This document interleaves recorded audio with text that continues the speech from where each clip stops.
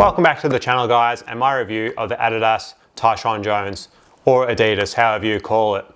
I've been skating the mid version and the leather version of these shoes. You can also pick these up in suede, and recently you can get these in lows as well. I do feel like the mid, though, what they class as a mid, is more of the mid to low range of shoe. It's not your typical mid, which is like you'd find in, say, a Nike or a Vans, which is a lot higher up your ankle. Visually, these look fire in my opinion. I love white shoes. They just tick all the boxes for me. Fit-wise, they're a mid-width shoe. I have a wider foot and they're pretty snug to start with, but after breaking them in a little bit, they start to loosen up a little bit around your front and the toe box. I'm a size 11 and I'm true to size 11, so that's the fit for that. You just my friend also found the same thing where you will need to break them in a little bit around the toe box. It will stretch, even the suede version. I think I'll get my first negative out of the way with this, and that's the leather. It wears down pretty quick. It also scuffs easy if that's like something that bothers you, like it sort of did to me. They scuff up after like a couple of ollies. After a week, you'll probably find yourself wearing through that first layer of leather as well. So I'll probably end up getting like the suede version of these next time because they look a lot better, and I think from after skating these, I just prefer leather. I prefer suede shoes. As I mentioned, you'll get through that first layer of leather in probably a week, and then you'll probably work your way down to like there's a harder plate underneath, like 3 or 4 layers of different leather, and then you'll probably get through that plate, or I got through that plate in just about 4 weeks, and resulting in a couple of pairs of rip socks. I was a little bit annoyed about how quickly the leather wore through and like scuffed up, but the good thing about these shoes is the sole held up really well, and that's at the point of like that 3 to 4 weeks when it did tear that first hole. I decided to shoe glue it up because there was plenty more life in the sole, which is unusual for a lot of my skate shoes of recent times, especially Vans. I find where I'm wearing through the sole a lot quicker than the actual side. So because these shoes had plenty more life in the sole, and as we record this now, I probably skated these for another 3 to 4 weeks after that, and the sole at these shoes are still skatable to a point as well. Like there's still meat in the toe, and there's still plenty of there's a couple of days left, or a couple of weeks, or however long you want to skate your shoes left a life of. I just have to keep going over this shoe goo because the hole is getting bigger. As I mentioned, I've been skating these shoes probably almost 8 weeks now, and the toe area is just starting to wear down. The toe box is not like a little bit different to what I've been skating. I've been skating like the Vans and the lot square the toe box. This is like the more rounded toe box.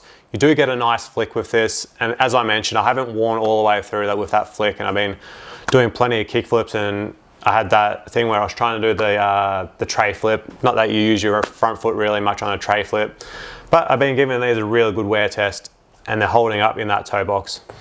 As most mids, there's plenty of area around here for your heel flips, making your heel flips nice and juicy. There's plenty of padding in there too to keep your ankles supported and protected. Just like I mentioned, they're not as high as your traditional mid, I don't think. For me personally, with my broken ankle, these were that perfect balance of a mid for my ankle to allow for flexibility and movement. Their combination of their EVA midsole and the sock liner provides a really comfy shoe. Plenty of impact protection. I didn't have any issues with these. Landing primos a couple of times as I do, just walked it off pretty well.